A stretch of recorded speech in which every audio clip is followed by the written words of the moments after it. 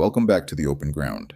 This is a follow-up to my previous video titled Beyond Dialectics, Cybernetics, and CTMU. This follow-up was inspired by a conversation about Einstein's Riddle in the context of quantum mechanics. As always, we begin from there. Quantum mechanics and the laws of perpetualism. From wavefunction to encounter. Introduction. Physics without a ground. Quantum mechanics stands as the most predictive framework in human history. Its equations drive the precision of atomic clocks, the coherence of lasers, and the architecture of quantum computers. Every experiment confirms its mathematical skeleton. Wave functions in Hilbert space, unitary evolution, probabilistic measurement, and entangled composites. By its formalism, it is flawless. And yet, the theory carries a fracture. Its mathematics is exact, its ontology is unsettled. What is the wave function? A real entity? A probability catalog? Why does measurement collapse it? Why does entanglement bind particles across space as if locality itself were suspended? Here, quantum mechanics becomes a site of unease. It calculates without error, but speaks ambiguously about being. Einstein named this discomfort a riddle, and the language has never quite dissolved. Perpetualism addresses precisely this kind of fracture. It does not compete with physics, but supplies what physics lacks, an ontological ground that is scale invariant. From quantum to cosmic, every act of encounter obeys the same irreducible recursion. Observer, object, and medium co-arise in tension. This is not another interpretation, but the condition that makes interpretation possible. The laws of isness, suchness, interplay, and the irrevocable moment, along with the balancing pivot of the crucial equilibrium, reveal why quantum mechanics looks paradoxical when its equations are asked to explain themselves. In what follows, each postulate of quantum mechanics will be aligned with a law or axiom of perpetualism. The aim is not to revise physics, but to show that its paradoxes are reflections of the very ground it tacitly presupposes. The state and the law of isness. The first postulate of quantum mechanics states that a system is represented by a vector in Hilbert space. In practice, this means that before measurement, a quantum system is described by a superposition, a spread of amplitudes assigning weight to every possible outcome. The electron is not here or there, but both. Not spin up or spin down, but a probabilistic braid of each. Mathematically, this works without error. But ontologically, physics hesitates. Is the wave function real? Is it just knowledge? Is it a ghost in higher dimensional space? The postulate functions, yet its meaning evaporates as soon as it is pressed. Perpetualism names what physics cannot. The wave function is the formal inscription of isness. It is not an object nor a fiction, but the quantified expression of presence without pretension. Isness is not determinate, it resists definition. It is the raw openness of being prior to relation. Superposition is nothing mysterious once viewed this way. It is simply the scale invariant form of isness as potential. This is where physics falters, and perpetualism stabilizes. To reify the wave function as a substance is to betray isness by confining it. To dismiss it as mere information is to negate its presence. Both moves collapse into pretension.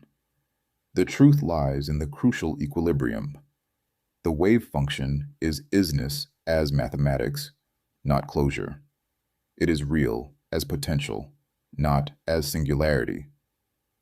Thus, the first postulate, aligned with the law of isness, ceases to be ambiguous. The wave function is not a puzzle. It is the quantization of isness itself, the openness that physics encounters whenever it reaches its own limits.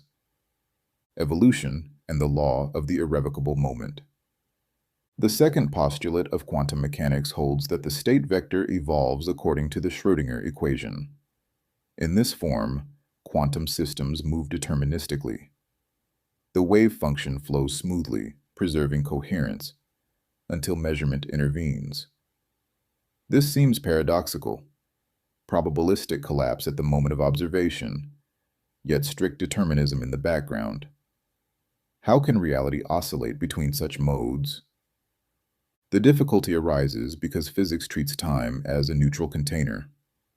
The Schrödinger equation describes evolution as if each instant were interchangeable with the next, a homogeneous continuum in which the wave function slides forward.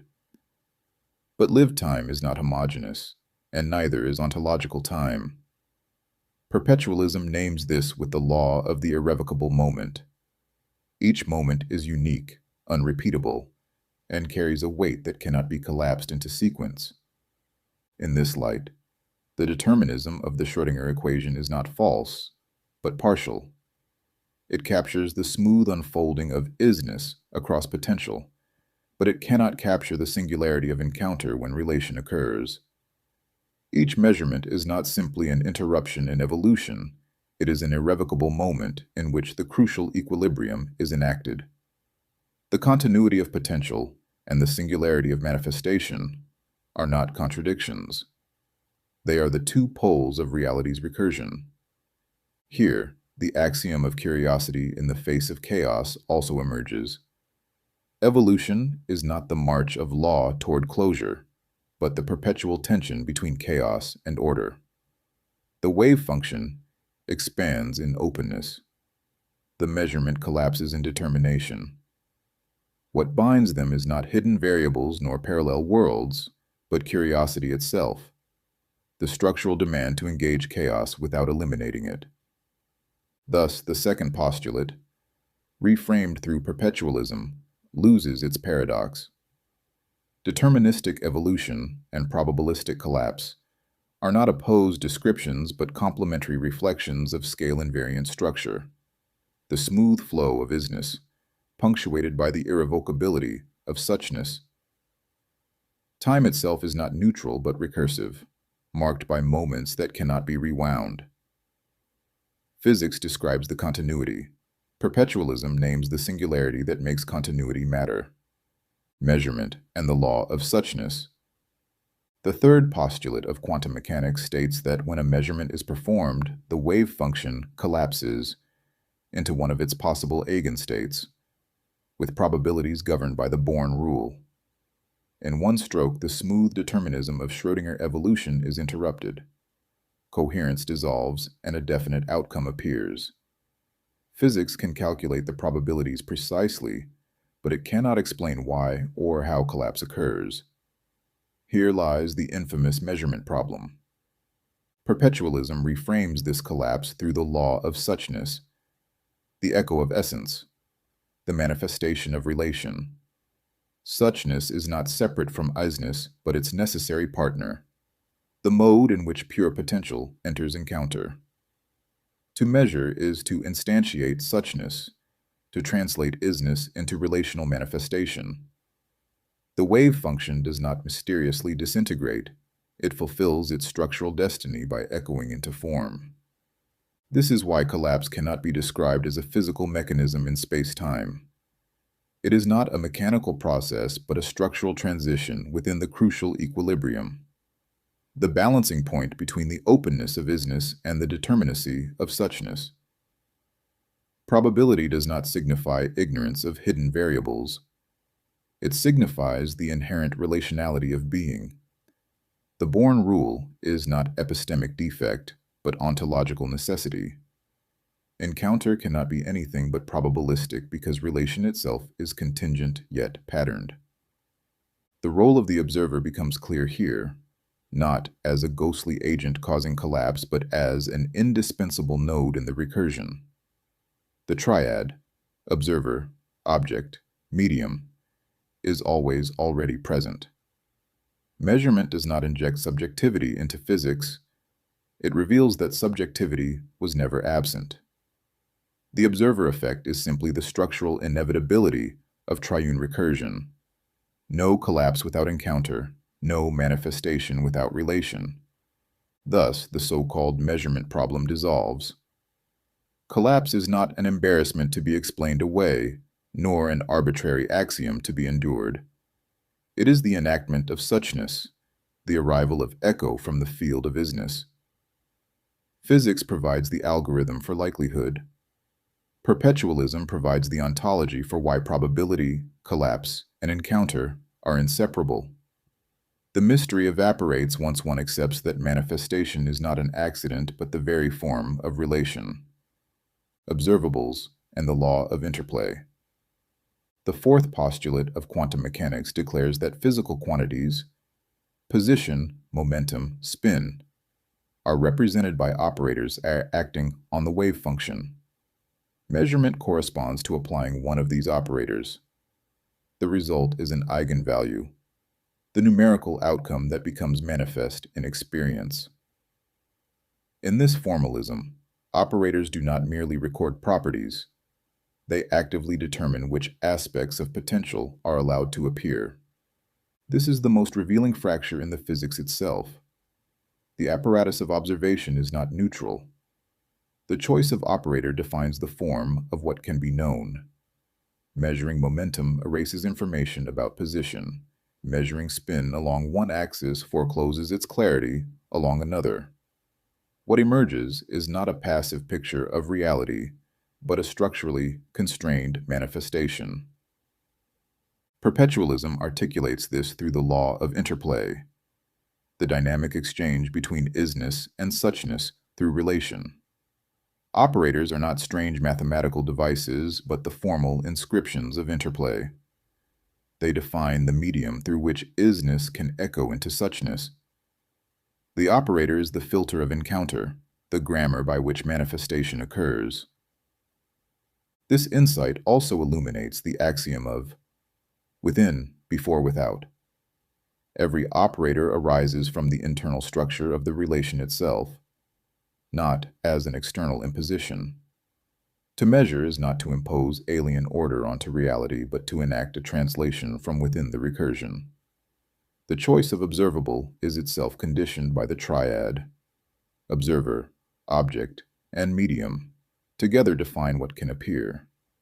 In this light, complementarity, the impossibility of jointly measuring certain observables with arbitrary precision, is not a quirk of mathematics, but the natural consequence of interplay.